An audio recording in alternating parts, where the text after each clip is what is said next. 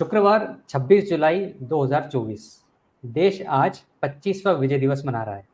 भारतीय सेना की जाबाजी, पराक्रम और बहादुरी का लोहा पूरी दुनिया मानती है। इसके दम पर भारत ने ऐसी लड़ाइयां लड़ी है जो आज इतिहास के पन्नों में दर्ज है। कारगिल का युद्ध भी उन्हीं में से एक है। सेना के जवानों ने पाकिस्तान को ऐसी धूल चटाई कि उनके शौर्य की दास्तां इतिहास के पन्नों पर सुनहरे अक्षरों में दर्ज है। लगभग 30,000 भारतीय सैनिकों ने इस युद्ध में हिस्सा लिया था। 26 जुलाई 1999 को भारत ने कारगिल युद्ध में विजय हासिल करी थी। इस दिन को आज इस दिन को हर वर्ष विजय दिवस के रूप में मनाया जाता है। करीब 18,000 फीट की ऊंचाई पर कारगिल में लड़ाई लड़ी गई। इस जंग में देश ने अपने 527 वीर योद्धाओं को खोया था। वहीं 1300 से ज्यादा घायल हुए थे। दूसरी तरफ दुश्मन के 4,000 से ज्यादा सैनिक मारे गए थे। करीब 2 महीने तक चला कारगिल युद्ध भारतीय सेना के साहस और जाबाजी का एक ऐसा उदाहरण है जिस पर हर भारतीय को गर्व है। और इसी गर्व की अनुभूति के साथ इस टॉपिक पर बात करने के लिए हमारे साथ दो ऐसे विशेष मेहमान हैं जिन्होंने वो समय अनुभव किया है। एक तरफ आप सभी के जाने पहचाने और सम्माननीय मेजर जनरल डॉक्टर राजन कोचर वीएसएम सर, और दूसरी तरफ air commander SP Singh VSM sir हैं। और इनको 3,000 से ज़्यादा फ्लाइंग आवर्स का एक्सपीरियंस है, जिसमें इन्होंने मिग 21 से लेके SU-30 तक के फाइटर जेट्स उड़ाए हैं। आप दोनों का बहुत बहुत धन्यवाद कि आपने आपके बिजी शेड्यूल में से इस इम्पोर्टेंट टॉपिक पर बात करने के लिए समय निकाला। बहुत बहुत धन्यवाद सर।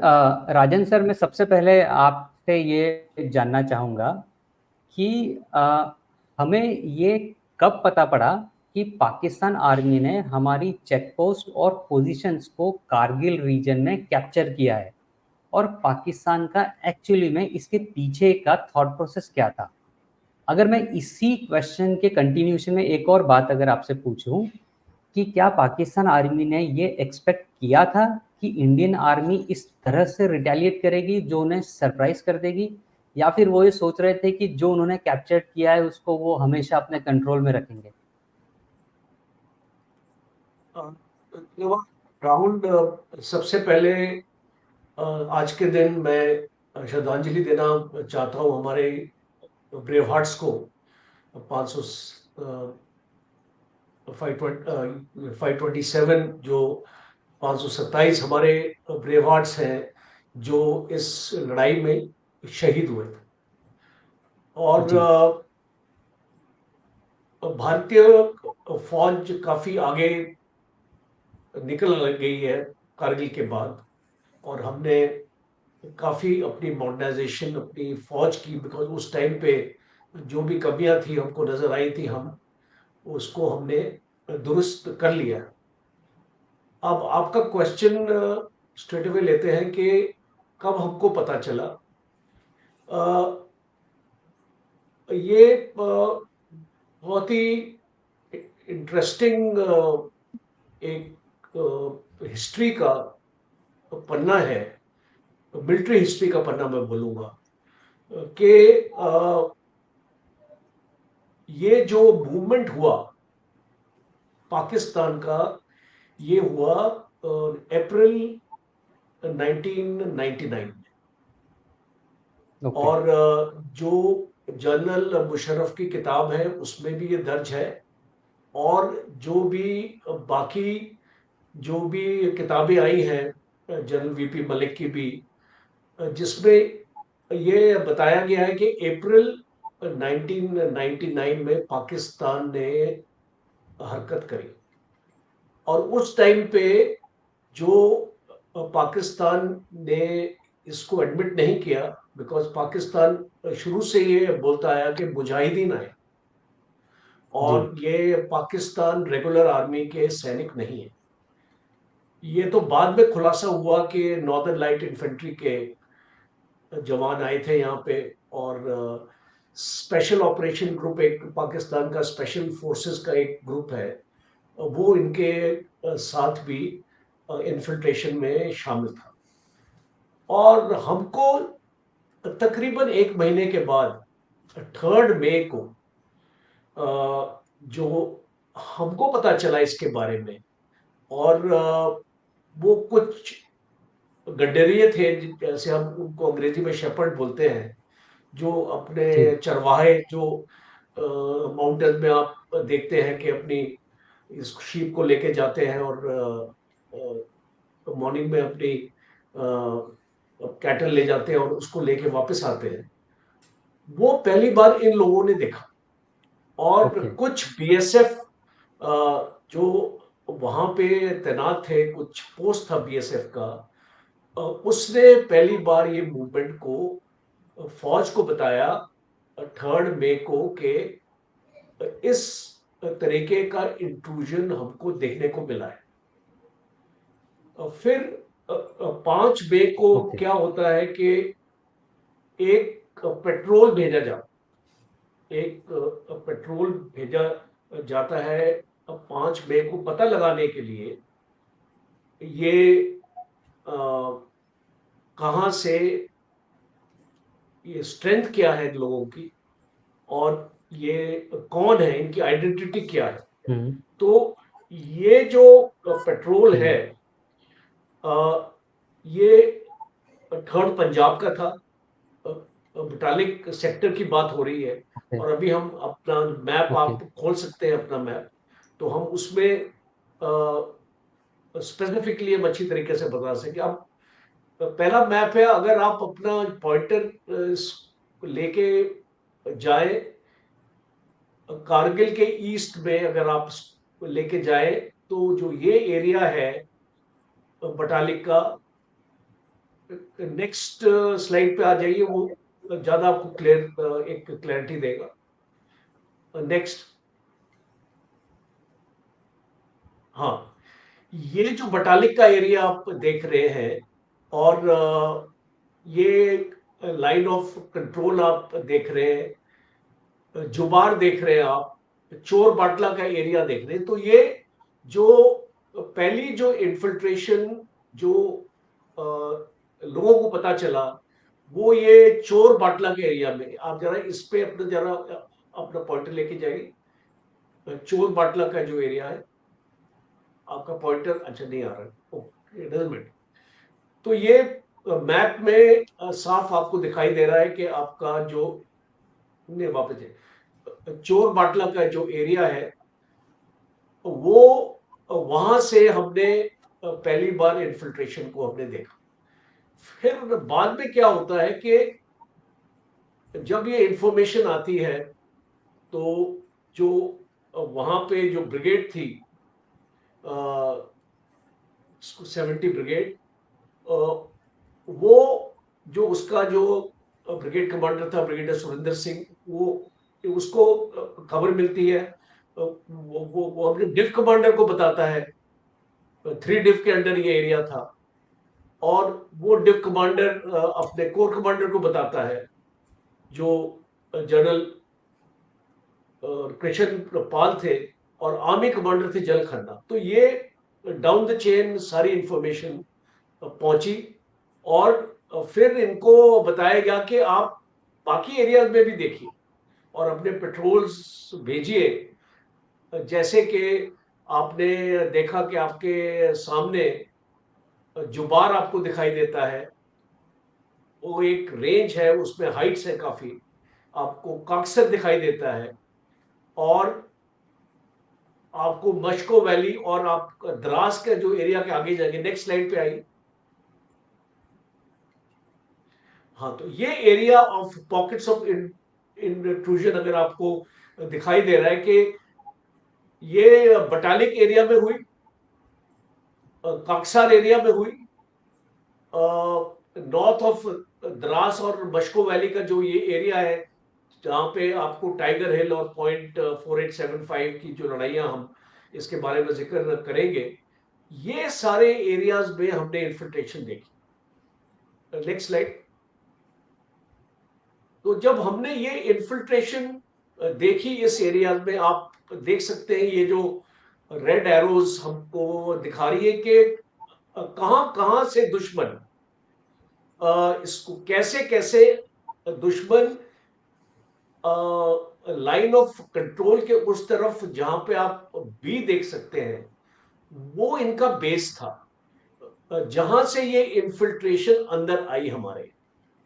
और आप जानते हैं कि एक म्यूचुअल एग्रीमेंट था पाकिस्तान और इंडिया के बीच में, ये कोई रिटन एग्रीमेंट नहीं था, ये एक प्रोटोकॉल था कि हम लोग इसको विंटर के टाइम में हम अपने ट्रूप्स को विड्रॉ कर लेते हैं, बिकॉज ये हाइट्स बहुत ऊंची और इन हाइट्स पे रहना एक्चुअली बहुत मुश्किल है।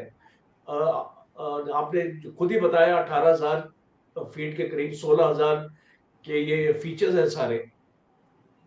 तो ये जो फौजें हमने विड्रॉ करी, बट अभी ये एक्सप्लेनेशन जब पूछा गया कि अप्रैल के महीने में ये सारे पोस्ट को आपने रीऑक्यूपाई क्यों नहीं किया, तो ये एक मेजर लैप्स था जो सामने आया था इंडियन आर्मी का, कि आपने अप्रैल और मई तक इन पोस्ट को आपने रीऑक्यूपाई नहीं की। तो वो एक मेजर पॉइंट था, कारगिल रिव्यू कमेटी की रिपोर्ट में भी इसका मेंशन है।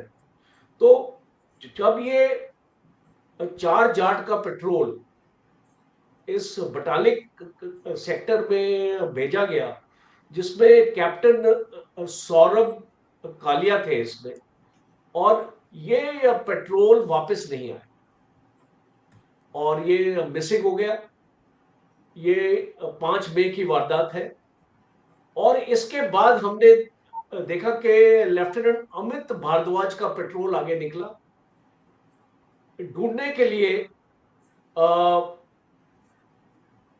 जो पहला जो पेट्रोल गया था, और इस पेट्रोल का भी एम्बुश हो गया, और जितने भी हमारे इसमें हमारे ऑफिसर्स थे, जवान थे, वो वीरगति प्राप्त हुए। दुश्मन ने जो इनको एम्बुश करके इसको वहीं पे इनको खत्म कर दिया। फिर ये हमारे कमांडर्स को समझ में आया कि ये कोई छोटा मोटा कोई मुजाहिदीन या कोई टेररिस्ट नहीं है, ये एक वेल ट्रेन्ड फौज है। जो इस तरीके का हमला हमारे पेट्रोल पे हुआ, और वो एक गंडरिया ने आके बताया कि आपका पेट्रोल एम्बुश हो गया है और वहां पे राइट। आपके लोग मारे गए हैं। तो इसके बाद रिइंफोर्समेंट जब हमने वहां पे भेजी और बाकी हम्म। इंटेलिजेंस इनपुट्स आने लगी उसके बाद, ओके। और हमने ये देखा कि ये 160 स्क्वायर किलोमीटर का एरिया है। आप इस मैप आपके सामने है, चोर जी। बाटला से लेके अगर आप पुष्को वैली तक राइट। जाए, ये पूरा राइट। एरिया 160 स्क्वायर किलोमीटर, ये ओके। 160 स्क्वायर बहुत। किलोमीटर का एरिया ऑक्यूपाई हो गया, और ये इसको दुश्मन ने ऑक्यूपाई किया। हम्म। आपका जो क्वेश्चन का नेक्स्ट पार्ट है, ये पाकिस्तान का इसमें क्या प्लान था और पाकिस्तान ने क्यों किया। राइट। अब ये इसको थोड़ा आपको हिस्ट्री में जाना पड़ेगा। जब जनरल मुशर्रफ एक ब्रिगेड कमांडर थे, हम्म। तो वो इस एरिया में डिप्लॉयड थे, और ओके। जनरल जियाउल हक थे उस टाइम पे प्रेसिडेंट। तो 1980s की बात है ये। हम्म। उस टाइम पे जनरल मुशर्रफ ने एक प्लान दिया अपने आर्मी चीफ को, ओके। कि हमको सियाचिन का बदला लेना है। जो ओके। सियाचिन हाइट्स हमसे ली गई हैं, हमको इसका हम्म। बदला लेना है। बट उस टाइम पे वो आर्मी चीफ ने मना कर दिया, क्योंकि वो नहीं ये चाहते थे कि अगर हम ऐसा करेंगे तो हो सकता है कि इंडिया के साथ वॉर हो जाए। हम्म। तो जब ये आर्मी चीफ बने, हम्म। तो मुशर्रफ के माइंड में ये आइडिया दोबारा से पैदा हो गया ओके। कि अब ये मौका है मेरे पास, और ये मैं इसको नजरअंजाम करूंगा और प्राइम मिनिस्टर को, जो नवाज शरीफ थे प्राइम मिनिस्टर उस टाइम पे, उनको इसके बारे में मुशर्रफ ने इनिशियली जब ये फौजें यहाँ पे डिप्लॉय हुई थी बताया नहीं। ओके। तो दूसरा था कि मुशर्रफ का ऑब्जेक्टिव क्या था, वो हम्म। क्या हासिल करना चाहता हम्म। था। मुझसे मुशर्रफ का ऑब्जेक्टिव ये था कि इन सारी हाइट्स को अगर मैं कब्जा करूंगा, तो हम्म। आप ये देख रहे हैं नेशनल हाईवे 1 अल्फा, राइट। ये इसको NH 44 भी बोलते हैं। ये राइट। पूरा जो आपका रूट है, आप देख रहे हैं, ये श्रीनगर से लेह तक जाता है। लेह तक जाता है। राइट। और ये पूरी लाइफलाइन है। अगर सियाचिन ब्रिगेड को भी आपने सस्टेन करना है तो 60 to 70% आपकी लॉजिस्टिक्स इस रूट से निकलती है। और एब्सोल्युटली। अगर ये हाइट्स कैप्चर हो लेती है, हम्म। जैसे कि आपका जो टाइगर हिल हो गया, आपका जो राइट। टाइगर हिल है, वो डायरेक्टली जोजिला पास को डोमिनेट करता है, एब्सोल्युटली। और आपका तोलोलिंग का एरिया। तो हम्म। ये बहुत की स्ट्रेटेजिक फीचर्स थे। और हम्म। अगर इस पे इनका अगर कब्जा हो गया, तो ये पूरी जो हमारा जो लाइफलाइन है उसका इंटरडिक्शन कर सकते हैं। इंटरडिक्शन का मतलब है कि उसमें इंटरफेयर कर सकते हैं। और राइट। अल्टीमेटली वो मुशर्रफ ने सोचा ये कि अगर ये चीज हम कर लेंगे, तो भारत सियाचिन में अपने ट्रुप्स को सस्टेन नहीं कर पाएगा, और हम्म। फिर वो सियाचिन से सियाचिन में कमजोर हो जाए, और ओके। हो सकता है कि सियाचिन को विकेट कर दे। तो ओके।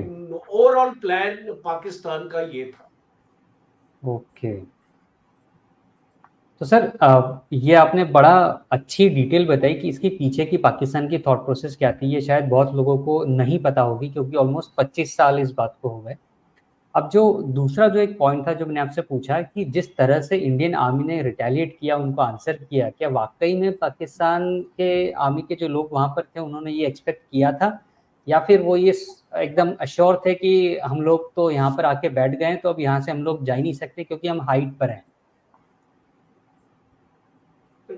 तो अभी आप नेक्स्ट स्लाइड पे आ जाओ। अभी हम एक्सप्लेन करते हैं कि भारतीय, हाँ, इसका नेक्स्ट पे आ जाइए आप। नेक्स्ट पे आ जाइए। अब ये एक हाँ, बस यहीं पे आप इसको रखिए। अब ये एक नक्शा है, ये हैंड रिटन है नक्शा, और ये खास तौर पे कैप्टन विक्रम बत्रा इसको कैरी करते थे। और ये ओके। फिर हमको इसको मिला, इसकी कॉपी ली।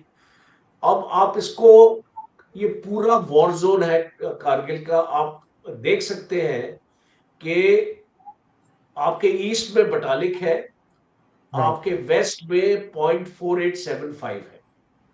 बटालिक से four eight right. Seven five आपका पूरा।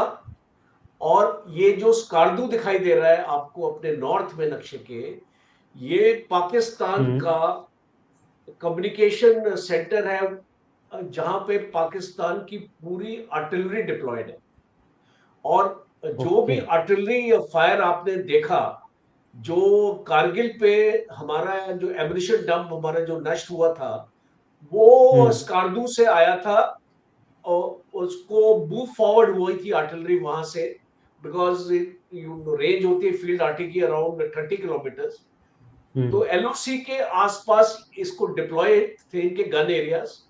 और जो इनका RTOP था, एक RT की ड्रिल ये होती है कि उनका एक ऑफिसर होता है, वो RTOP उसको बुलाते हैं, ऑब्जर्वेशन पोस्ट ऑफिसर होता है, OP ऑफिसर बोलते हैं। वो ओके। इस अ, फौज के साथ जहां जहां पे फीचर्स में कब्जा हुआ था, वहां पे वहां से वो हमारे एरियाज को अच्छी तरीके से ऑब्जर्व कर सकता था, और हम्म। हमारे जो भी एम्युनिशन डब्स थे उसको दिखाई दे रहे थे, और उसका ओके। ग्रिड रेफरेंस इसने आरटी को दिया जो पाकिस्तान की आर्टिलरी थी, और हमारे कारगिल डंप के ऊपर फायर हुआ था जिसमें हमारा एम्युनिशन डंप हमारा नष्ट हुआ था। ओके। अब आप इसको समझ सकते हैं कि ये जो ऑपरेशन है कितना मुश्किल था, और राइट। पाकिस्तान ने एक्सपेक्ट नहीं किया था कि जो भारतीय फौज इतना जल्दी, हम्म। अभी आप देखिए कि पहला ऑपरेशन 20 मई को लॉन्च हुआ। राइट। तो आप अगर एक पीछे जाइए, हम्म। 3 मई को आपको पता चलता है, आपको इंफॉर्मेशन मिलती है, 5 मई को आपका पेट्रोल जाता है, और 20 मई को आप अपना पहला ऑपरेशन को आप लॉन्च करते हैं। तो राइट। ये इसको शिफ्ट मत कीजिए स्लाइड्स, आप अपने उस पे जाइए, ओके। लास्ट स्लाइड पे जो, हाँ हाँ, उस पे फोकस रखिए। तो ये जो पूरा ऑपरेशन है, आप देख सकते हैं 17 दिन में हमने अपनी 4 ब्रिगेड्स को मोबिलाइज किया। ओके। 79 ब्रिगेड जनरल एरिया .4875 और टाइगर हिल, हम्म। 56 ब्रिगेड जनरल एरिया तोलोलिंग, हम्म। 192 mountain brigade general area Kaksar का जो आप एरिया देख रहे हैं, राइट। और 70 माउंटेन ब्रिगेड आपका बटालिक सेक्टर। राइट। तो ये 4 ब्रिगेड्स का ये ऑपरेशन लॉन्च हुआ, और हम्म। सबसे पहले, और ये आप जितनी आपने 3 ब्रिगेड जो आपको मैंने अभी गिनवाई थी, जो लेफ्ट से राइट है, ये जी। 8 माउंटेन डिव के अंडर आती है, उनका जीओसी था जल मोहिंदरपुरी। तो ओके।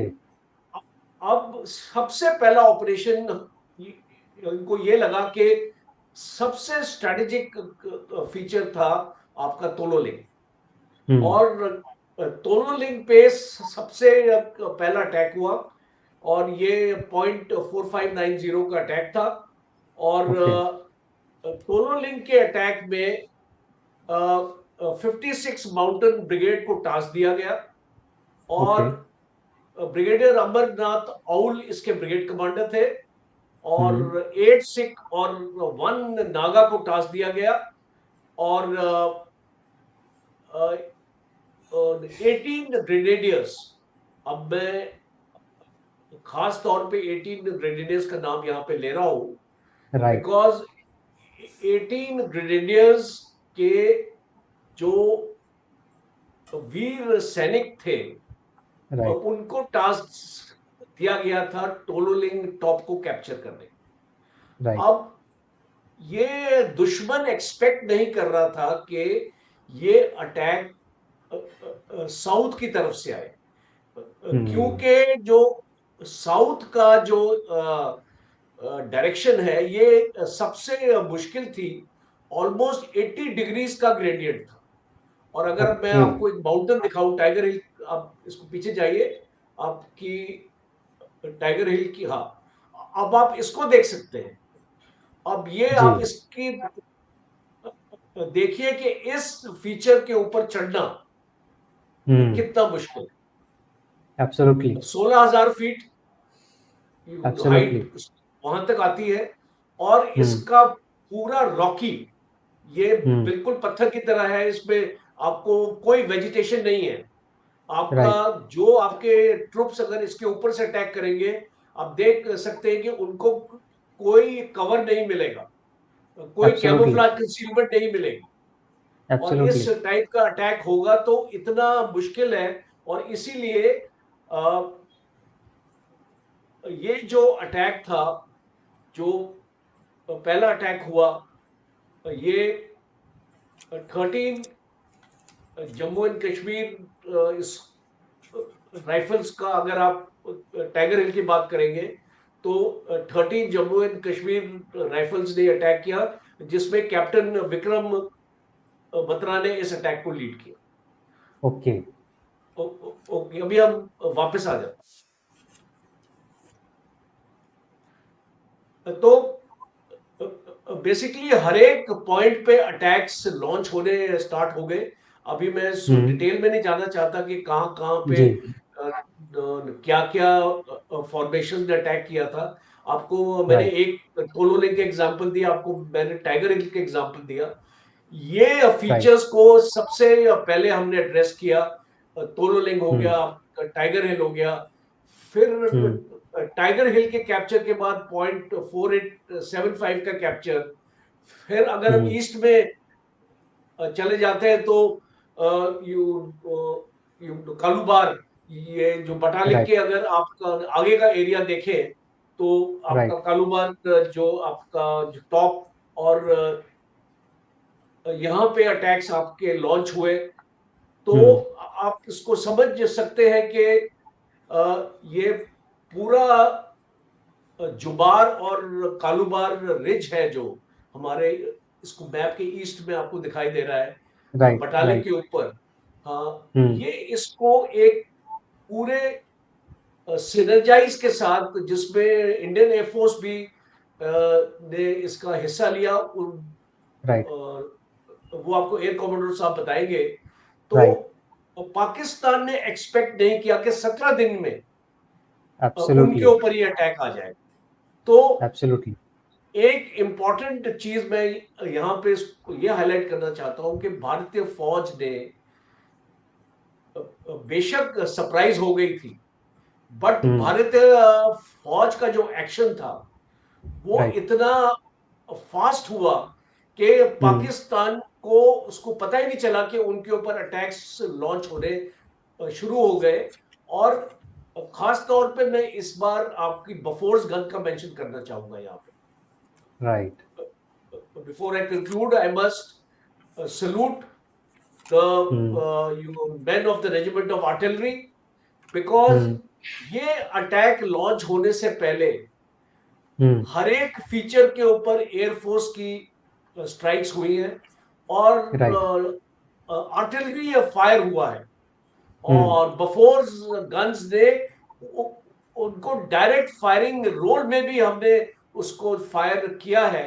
और इस तरीके का प्रिसिशन फायर आप, आई थिंक, कोई भी वर्ल्ड की आर्मी ने उसको हासिल नहीं किया था कि हमने बंकर टू बंकर इनके उड़ाए हैं। हमारी आरटी राइट। एक्चुअली फायर इतनी एक्यूरेट रही है कि हमने इनके बंकर टू बंकर हमने उड़ाए। तो इसीलिए एब्सोल्युटली। जो रिस्पॉन्स इंडियन आर्मी ने पाकिस्तान आर्मी का दिया,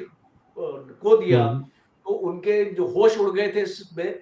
और इतना जो कैजुअलिटीज और नुकसान हुआ कि आप इसको देख सकते हैं कि 3,000 से 4,000 तक इनके सैनिक मारे गए।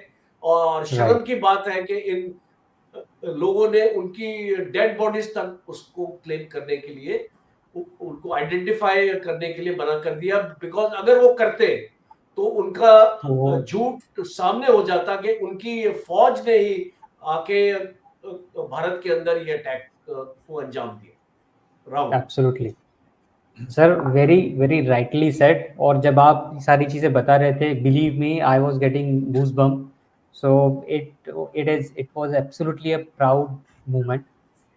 सर, मैं जैसा आपने बताया कि इसमें एयरफोर्स का भी बहुत इम्पोर्टेंट रोल था। मैं सिंह सर के पास आना चाहूँगा।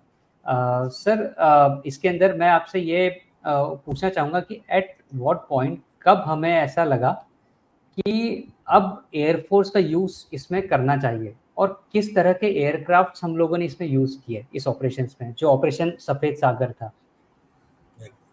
धन्यवाद राहुल। सबसे पहले, जैसे जनरल साहब ने कहा, मैं अपने देश के उन वीरों को अपनी तरफ से और देश की तरफ से नमन करना चाहता हूं, जिन्होंने प्रतिकूल स्थितियों में, विषम पहाड़ियों में और सब तरह के वेपन ना होते हुए भी दुश्मन को ऐसी कठिन समय में देश से बॉर्डर से निकाल मारा। और उस समय उन्होंने इतनी शहीदियां दी, क्योंकि ये सब जो है सब कुछ उनके अगेंस्ट था। जैसे कहते हैं, राइट। हर चीज हमारे सेना के विपरीत थी। उसके बावजूद हमारे देश के जो जवान हैं उनका हौसला इतना बुलंद था, जो हमारी लीडरशिप थी, जो हमारे ऑफिसर्स थे, उन्होंने अच्छे लीड किया। उसके आप कैप्टन बत्रा का नाम सर ने लिया था, उन सभी शहीदों को, उनके साथ जितने हैं, उन सबको हमारा नमन है। हम शायद आने वाले सदियों तक उनका एहसान नहीं भुला पाएंगे। तो उससे मैं आपको शुरुआत करना चाहता हूँ अपने कहने की। और ये कारगिल ऑपरेशन जो है एक बहुत बड़ा जॉइंट ऑपरेशन था, जिसमें हमारी आर्मी पूरी अपनी ताकत के साथ दुश्मनों को निकालने में लगी थी और एयरफोर्स ने कंधे से कंधा मिलाकर उनका साथ दिया। 3 मई को जब चरवाहे से पता चला कि कुछ इन्फिल्ट्रेशन है, तो पेट्रोल, जैसे सर ने बोला, भेजा गया था। बिल्कुल सही कहा, वो पेट्रोल भी एम्बुश हो गई। उस समय एयरफोर्स को ये बोला गया कि आप जो है उस एरिया में रेकी करिए, क्योंकि एयरफोर्स का सबसे पहला रोल किसी भी वॉर से पहले होता है ISR, इंटेलिजेंस सर्वेलेंस रेकी। उस समय हमारे पास ISR के जो एयरक्राफ्ट थे वो कैनबरा था, जैगुआर थे और मिराज 2000 थे और मिग-29 थे। मिग-29 2 ही बचे थे। तो इन जहाज़ों से हाई लेवल रेकी करी गई ताकि वो दुश्मन की सरफेस टू मिसाइल की जद में ना आए, और एक तस्वीर डेवलप की गई कि क्या क्या कहाँ पर एनिमी है। तो आर्मी की पेट्रोल और एयरफोर्स की रेकी, इन दोनों के कम्बिनेशन से जॉइंट वॉर सेंटर जो थे वहाँ पे एक तस्वीर बनाएगी कहाँ एनिमी छुपा बैठा है और क्या क्या है। लेकिन अनफॉर्चुनेटली ये सब करते हुए 21 मई को हमारे कैनबरा को अंजा मिसाइल जो चाइना से पाकिस्तान ने ली थी, उसने उसको डैमेज किया। वो श्रीनगर एयरफील्ड में लैंड करा, तो तब हमें ये पता चला कि काफ़ी एरिया में ये मिसाइलें डिप्लॉय करी हुई हैं। इससे पाकिस्तान के पूरे जो उनका चार्ज पता चल गया सबको। अब उसके बाद ड्यूरिंग टाइम जब आर्मी ने हमारी अलग अलग यूनिट, जैसे सर ने बताया कि उन्होंने हर जगह में जाकर रिटेलिएट करके उनको निकालने की कोशिश करी, तो बहुत ही हैवी फायर। देखिए, उन ऊंचाइयों में सबसे बड़ी प्रॉब्लम ये थी कि हम नीचे स्थान पर थे, वो ऊपर स्थान पर बैठे थे। तो ऊपर से जब बराज फायरिंग करते हैं तो बड़ा आसान है, किसी को भी गोली मारती है। लेकिन जब हम नीचे से उनके बंकर की तरफ फायर कर रहे हैं, एक तो हमें छुप के फायर करना है, दूसरा जब फायर कर रहे हैं हमारी आर्मी जवान, तो एक बड़े पॉइंटेड टारगेट पर करना है। हम बराज फायरिंग कर नहीं पाएंगे। वो एक बड़ी मुश्किल का काम था, तो उसमें बड़ी ही दिक्कत आ रही थी। तो तब एयरफोर्स को आह्वान किया गया। अब पाकिस्तान ने, उन्होंने जहाँ तक हमें लगता है, उन्होंने प्लानिंग में दूर दूर तक नहीं सोचा था कि एयरफोर्स इस युद्ध में पार्टिसिपेट करेगी, क्योंकि विश्व में ये पहला और शायद आखिरी युद्ध होगा जहाँ पे एयरफोर्स को अपनी ही लाइन ऑफ कंट्रोल की साइड में यूज किया गया। देखिए, एयरफोर्स जो है एक ऑफेंसिव पावर है। वो ऑफेंसिव मींस वो दुनिया, देश और IB को क्रॉस करके अंदर दूर तक मारक क्षमता रखती है, ताकि हमारी आर्मी के आगे रास्ता क्लियर हो सके। उनके बॉम्ब ड्रम, उनके ब्रिजेस, उनकी सप्लाई लाइन सबको तोड़ सकती है, डिस्ट्रॉय कर सकती है। तो इससे हमारी आर्मी को आराम से दुश्मन को वहाँ एरिया में, जो क्लोज बैटल एरिया है, वहाँ पे हावी हो सके। लेकिन ये एक ऐसा वॉर थी जिसमें हमें रिस्ट्रिक्शन कर दी गई कि आप अपनी तरफ ही फायर करेंगे। अब इसके बड़े सारे इशू आए। अब सोचिए, जो सर ने भी बताया था कि हाइट्स जो है, आपने बताया 16,000 फुट की ऊंचाई, जो हमारे उसमें वेपन थे, जो हमारे जहाज थे, वो सब 3rd जनरेशन के जहाज थे, एक्सेप्ट मिराज 2000।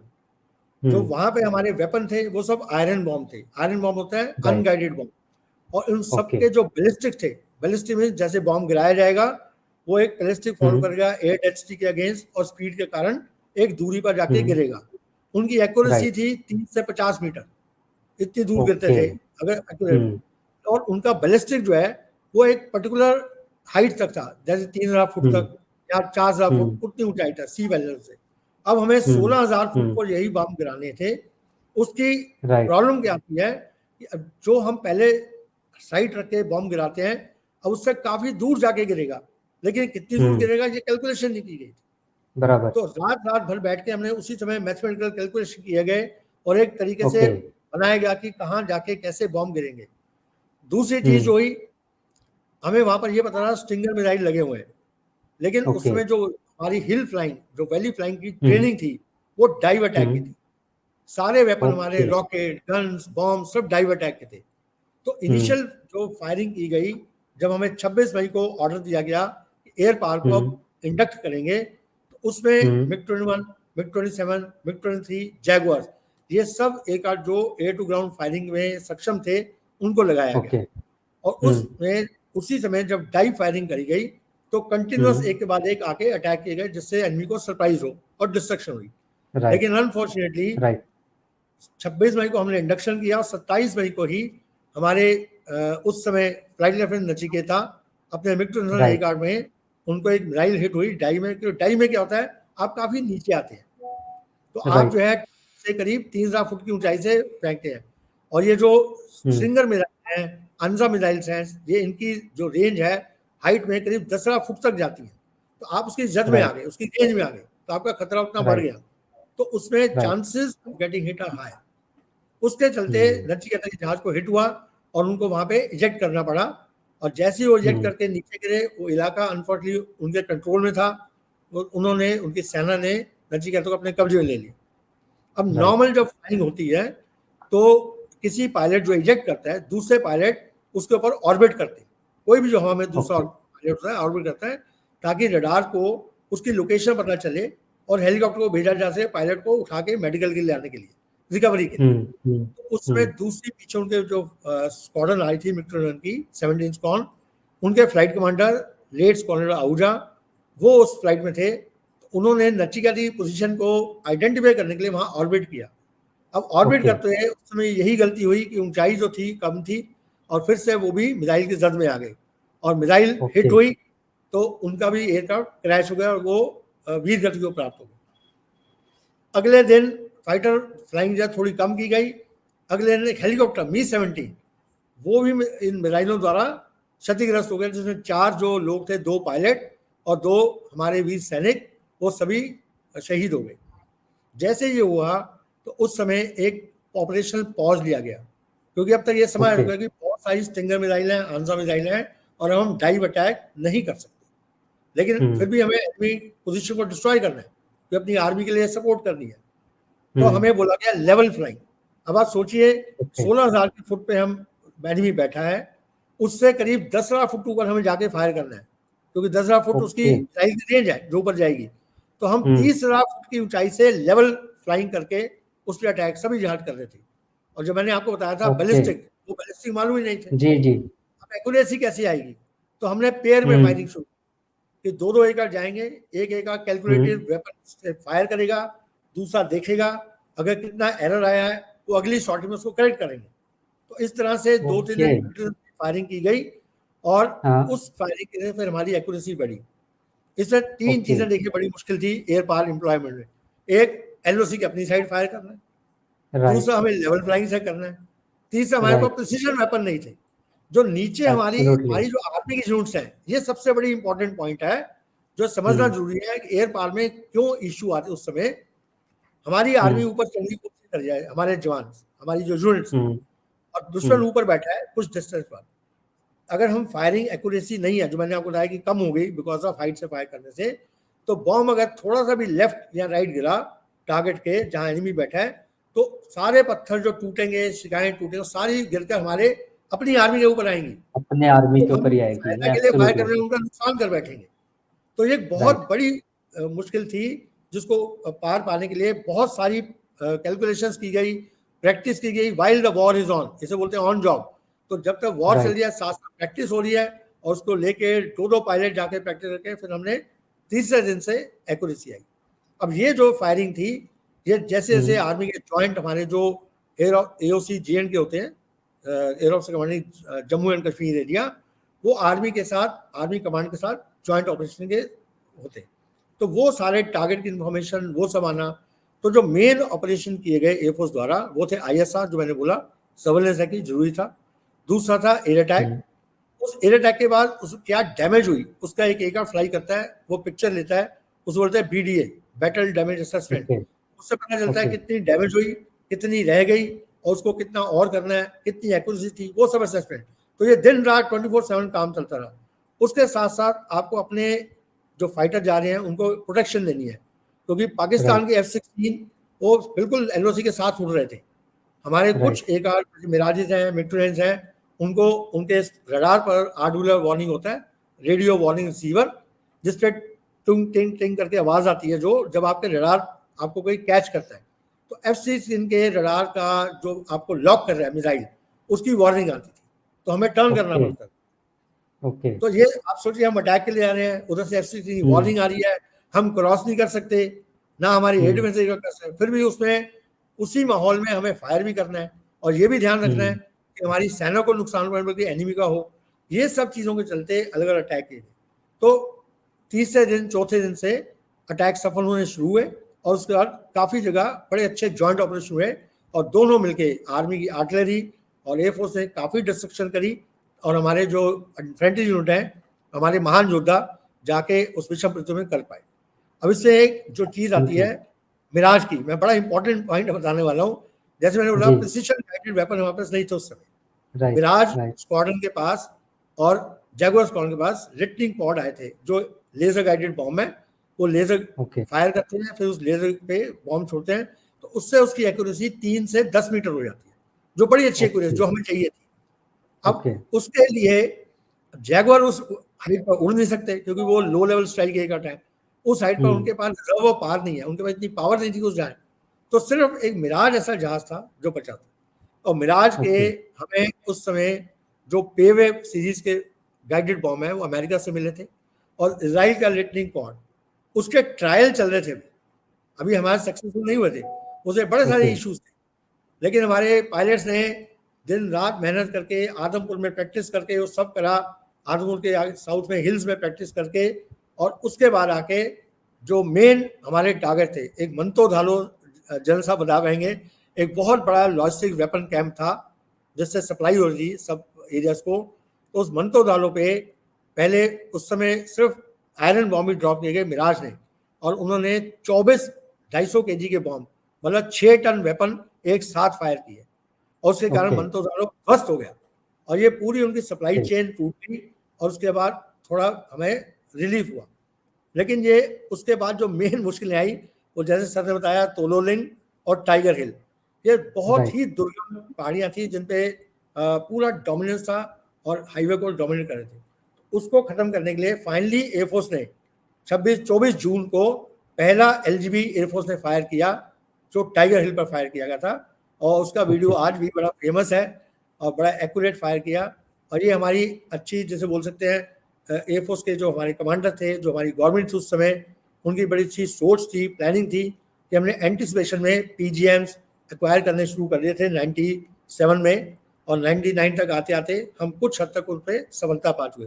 तो ये पूरे एक एयर ऑपरेशन इस तरह हुए जिससे हमें सक्सेस मिला, और ये एक्सट्रीम एग्जाम्पल था कि दुर्गम स्थितियों में भी एक जॉइंट ऑपरेशन, मिलकर जॉइंट काम करने से हमारी ताकत कितनी बढ़ जाती है, और हम दुश्मन पर विजय पा सकते हैं। एब्सोल्युटली सर, जिस जिस हिसाब से आपने सारी चीज़ें बताई, और जितनी एडवर्स कंडीशन उस समय आर्मी के लिए थी, उतनी ही इक्वल एडवर्स कंडीशन एयरफोर्स के लिए भी थी, कि कितने डिफ़िकल्ट सिचुएशन में अपने सोल्जर्स को प्रोटेक्ट करना, उनको गार्ड करना, और at the same time enemy को हिट करना, और वो भी ऐसी चीज़ों के साथ में जिसमें एरर की पॉसिबिलिटी काफ़ी ज़्यादा है, एरर स्पेस की पॉसिबिलिटी काफ़ी ज़्यादा है, और उसको रिड्यूस करते हुए, अपने आप को ट्रेन करते हुए, लर्न करते हुए, और फिर उसको अप्लाई करना, इट वाज एब्सोल्युटली कमेंडेबल। मतलब अभी हम इस बारे में बात कर रहे हैं तो हम इतना प्राउड फील करते हैं, या फिर इतना एक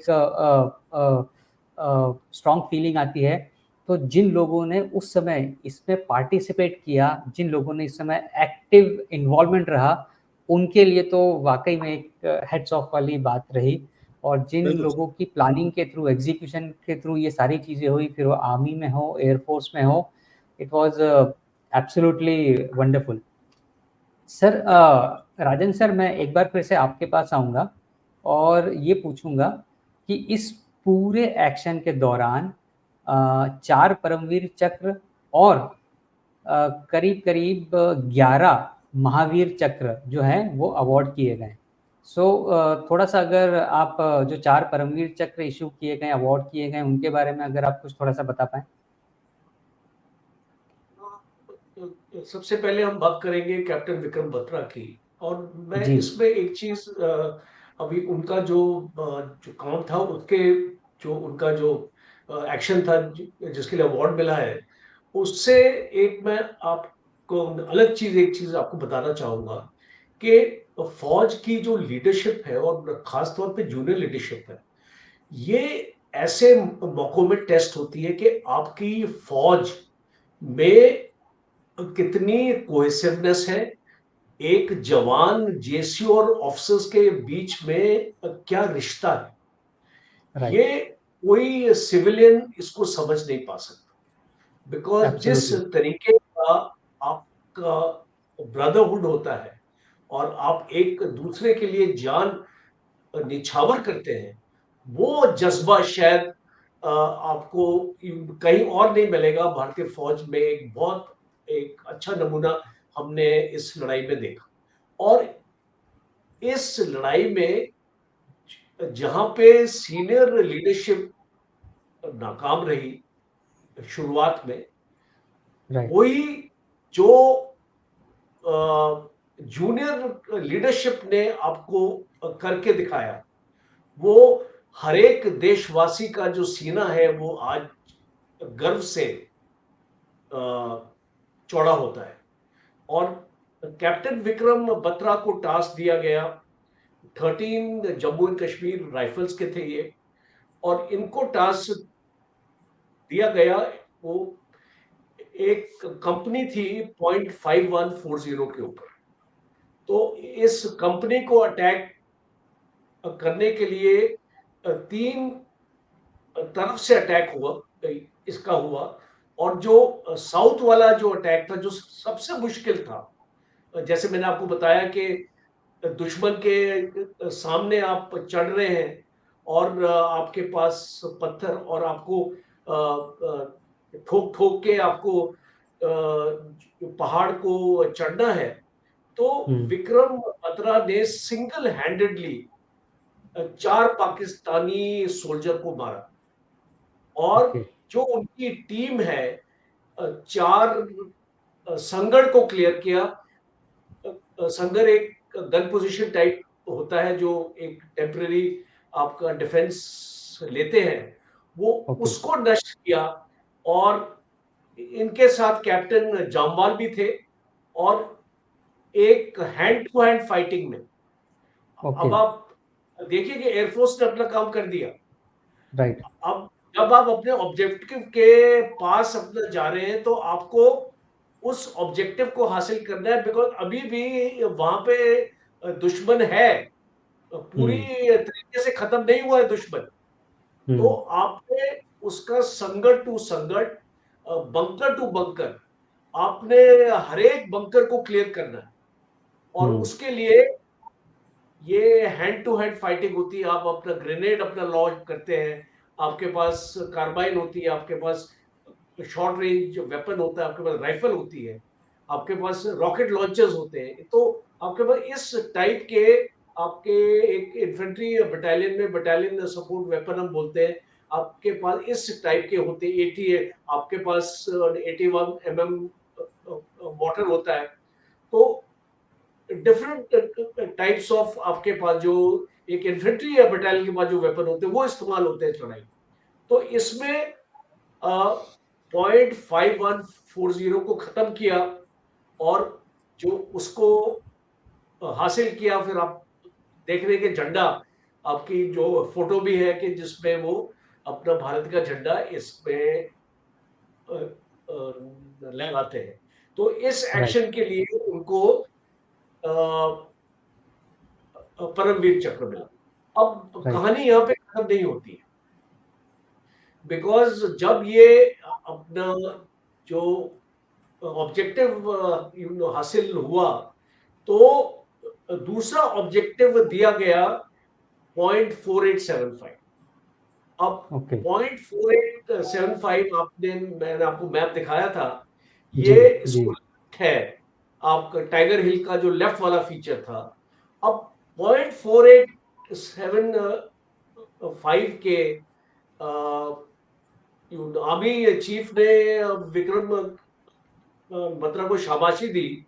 जो सैटेलाइट फोन पे बात हुई तो उसको बोला कि शाबाश, आपने टाइगर हिल को आपने कैप्चर कर दिया है। तो अभी आप जो क्या आप में जो फीलिंग्स क्या आ रही है, तो कैप्टन बत्रा बोलते हैं ये दिल मांगे मोर, और इसीलिए कैप्टन विक्रम बत्रा ने वॉलंटियर किया अगले दिन राइट, ही अपना नेक्स्ट अटैक पे जाने के लिए। नॉर्मली क्या होता है कि ऑफिसर्स को भी रिसाइकल किया जाता है, राइट, सेम ऑफिसर को बार बार दोबारा नहीं भेजा जाता, बिकॉज एक अटैक में आपका इतना फिजिकल आपका स्टेमिना इतना खर्च हो जाता है कि आपको रेस्ट की जरूरत होती है, बिकॉज बॉडी भी एक ह्यूमन बॉडी भी रेस्ट मांगती है।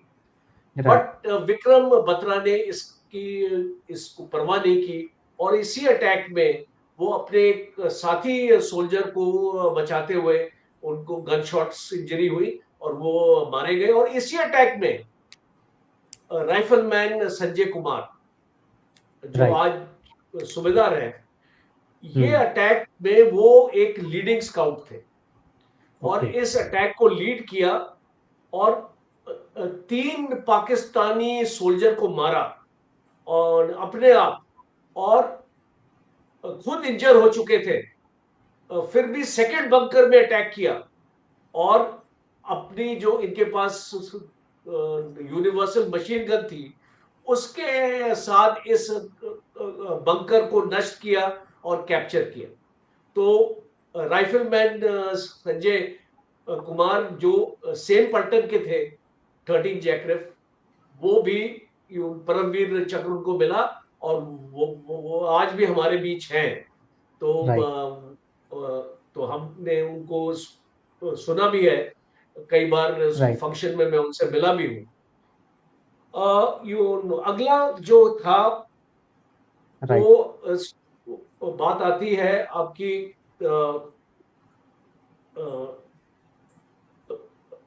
ग्रेनेडियर योगेंद्र सिंह यादव, जो योगेंद्र सिंह सूबेदार यादव, 18 यादव हैं आज। ग्रेनेडियर्स, हाँ, 18 ग्रेनेडियर्स के, और इनको टास्क मिला था टाइगर हिल को कैप्चर करने की, और ये मल्टीपल इंजरीज होने के बावजूद 2 संगढ़ क्लियर किए, और जितने भी पाकिस्तानी सोल्जर थे, 4-5 थे, उनको मारा। तो और अपने आप पूरे अटैक में इतना लॉस ऑफ ब्लड भी हुआ और फेंट भी हुए, फिर भी हार नहीं मानते हुए अपने टास्क को कंप्लीट किया। तो इनको जो तीसरा परमवीर चक्र जिसके बारे में हम बात कर रहे हैं, जी, और चौथा परमवीर चक्र है कैप्टन मनोज पांडे। ये right, you 111 the first battalion of 11 Gurkha rifles के हैं, गोरखा राइफल, और ये 6 संगठ इसको देखा जब आपका जो कालूबार जो टॉप था जिस पे अटैक को जाना था, आपने बटालिक का एरिया की बात कर रहा हूं मैं अभी, जो हमने ईस्ट साइड में देखा था मैप के। जी, अब जी, इसमें जो इनके जो बड़ी थे वो थे भीम बहादुर, हवलदार भीम बहादुर। दोनों ने रेंगते हुए और 2 संगढ़ को पार किया, और अब दुश्मन आमने सामने हो चुका था, क्योंकि सरप्राइज वाज लॉस्ट, और कैप्टन मनोज पांडे को दुश्मन के मशीन गन बस्ट लगी, और ओके, फिर भी उस कैप्टन पांडे ने 2 ग्रेनेड लॉन्च किए, फेंके उस संगढ़ में, और जो भी वहां पे पाकिस्तानी सोल्जर थे उनको खत्म किया, और उनको इसके लिए परमवीर चक्र मिला। ये चारे चारों जो आप देख रहे हैं जिनको परमवीर चक्र मिला है, और एक चीज सामने आती है, जो एक मेंटल करेज है, फिजिकल करेज तो है, वो आपकी ट्रेनिंग में हम सारे अपने जवानों को दे देते हैं, पर जो मेंटल करेज है वो होना कितना राइट, जरूरी है एक फौजी के Absolutely. लिए। और ये मेंटल करेज आपको आपकी पलटन देती है जब आप अपने जवानों के साथ रहते हैं। आपको इतनी हार्डशिप का सामना करना पड़ता है, हाई ऑल्टीट्यूड्स में आपकी पोस्टिंग होती है, आपके और डिफिकल्ट एरियाज में आप जाके अपनी पोस्टिंग करते हैं। तो इससे आपकी मेंटल टफनेस आपकी ये बढ़ती है। और हमने ये चारों इंसिडेंट्स में देखा, ये जो भी एक्शंस हमने अभी आपको बताए हैं कि इनको Right. परमवीर चक्र इतनी बहादुरी से और गोलियां लगने के बावजूद अपनी लाइफ की परवाह किए बिना अपने पलटन के लिए, अपने देश के लिए ये अपना ऑब्जेक्टिव को हासिल किया। Right. एब्सोल्युटली सर, ये एक पूरे एक मन को, दिल को, पूरी बॉडी को हिला देने वाली सारी स्टोरीज हैं।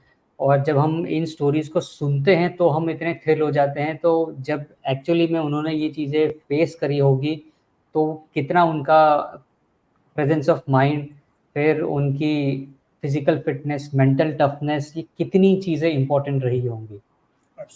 इट इज अनबिलीवेबल और अनमैचेबल।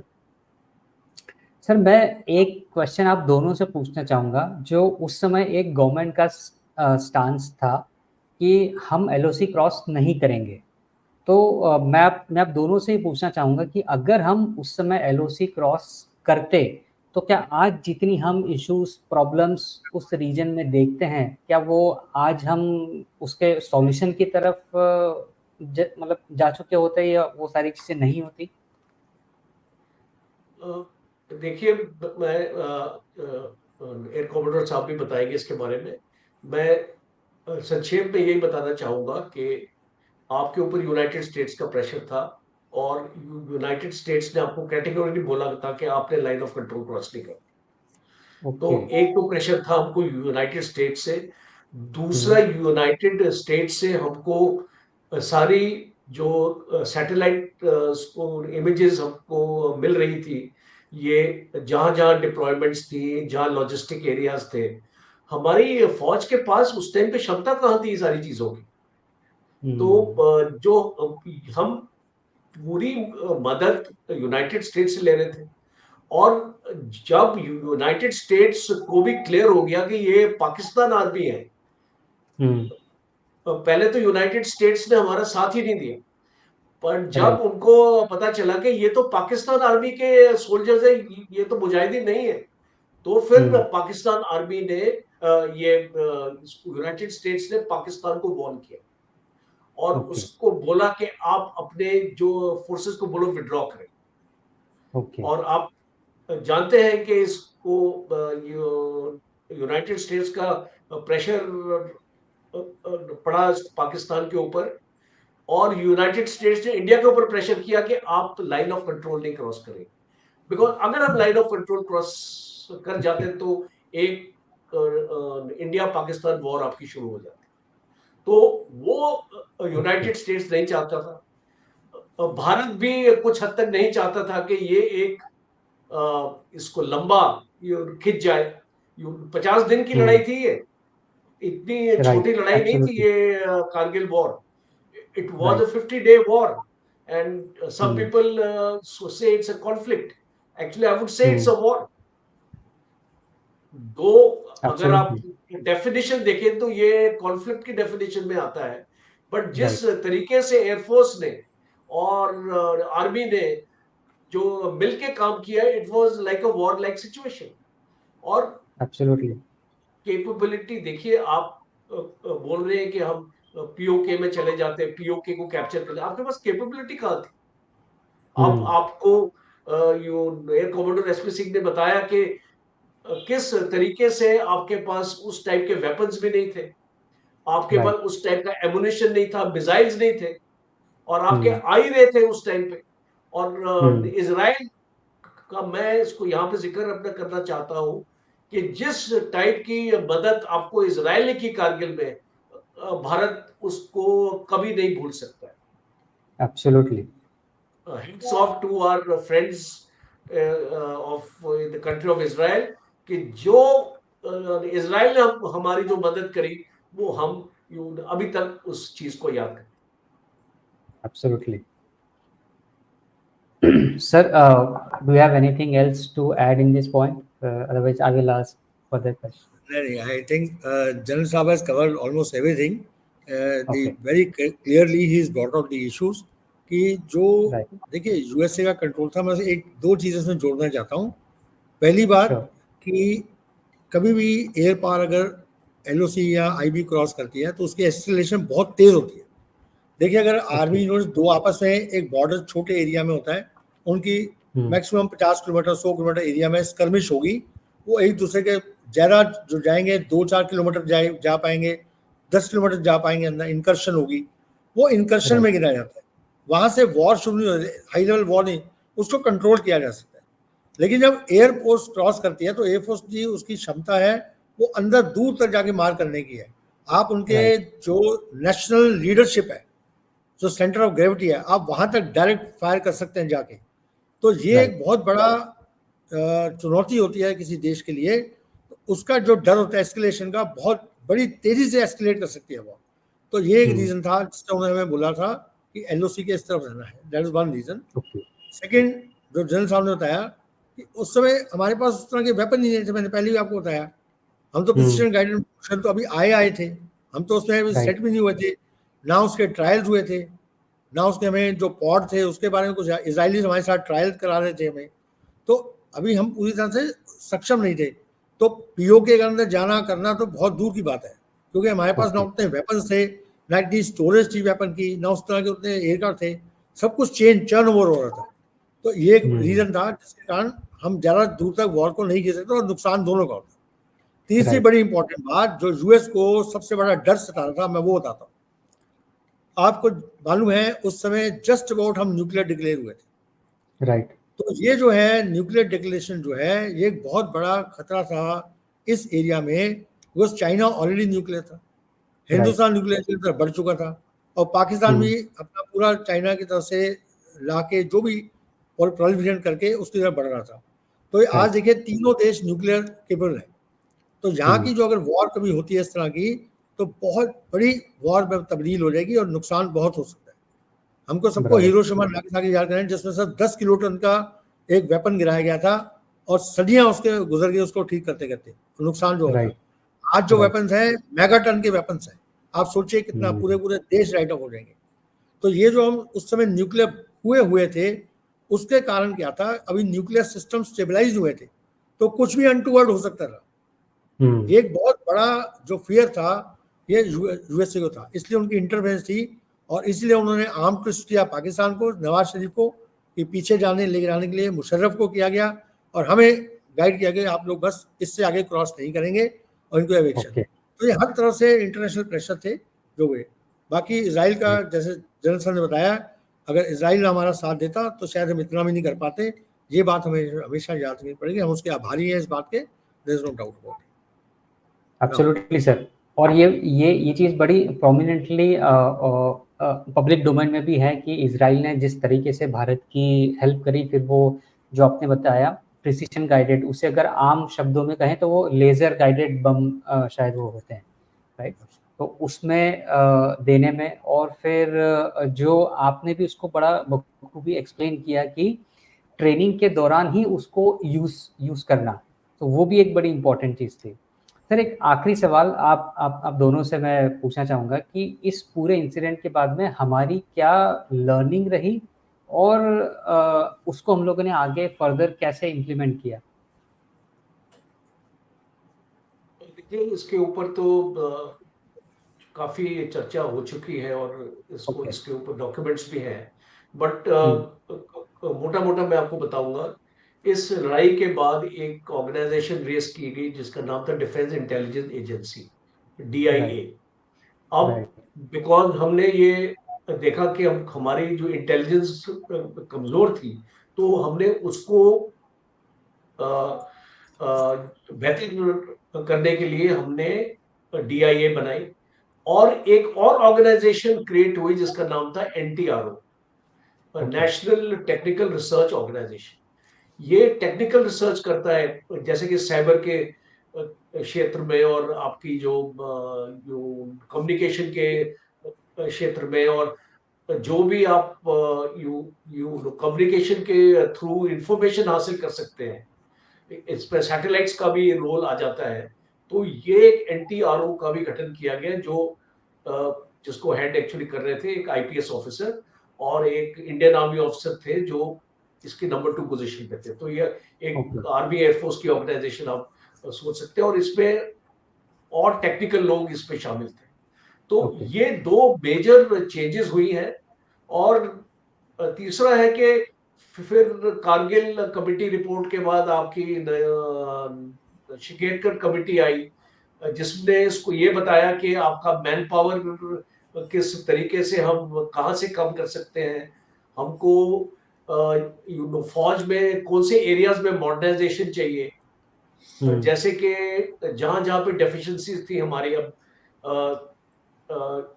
जैसे एयर कमांडर साहब ने भी बताया, एयरफोर्स में भी रिफॉर्म्स आए, हमारे फौज में भी रिफॉर्म्स आए। तो इस तरीके के बहुत सारी ये चीजें आई जो ये कारगिल वॉर के बाद, इसके बाद जो हमने लेसन्स हमने सीखे, और खास तौर पे इंटेलिजेंस। बट अनफॉर्चुनेटली हम सीख ही रहे हैं इसको लड़ाई के बावजूद लेसन्स जो आपको सीखने चाहिए, शायद हम पूरी तरीके से सीखे नहीं अभी तक। राइट, आई होप सर ये एक बहुत फैंटास्टिक डिस्कशन था। फैंटास्टिक इन द सेंस कि जिस तरीके से डिटेलिंग आपने बताई, शेयर करी, और ये चीज़ इस वीडियो के माध्यम से, इस कॉल के माध्यम से बहुत लोगों को पता पड़ेंगी कि एक्चुअल बैकग्राउंड में प्लानिंग कैसी होती है, कैसे उसका एग्जीक्यूशन होता है, कैसे हमारे ब्रेव सोल्जर उसको ग्राउंड पे जाके एग्जीक्यूट करते हैं अपनी जान की परवाह किए बगैर। सर, आज आप दोनों का बहुत बहुत धन्यवाद। आपने आपका समय दिया, इतनी चीज़ें शेयर करी, इतनी डिटेलिंग शेयर करी, और इस कॉल के माध्यम से एक कोशिश है उन सभी 527 वीर जवानों को जिन्होंने अपनी जान इस ऑपरेशन में, इस वॉर में दी और हमारे देश को सुरक्षित रखा। सो आज के कॉल के लिए इतना ही, और उम्मीद करेंगे फिर किसी टॉपिक पर आपसे ज़रूर चर्चा हो। आपके समय के लिए बहुत बहुत धन्यवाद। Thank you so much. Thank you. जय हिंद। जय हिंद। जय हिंद सर।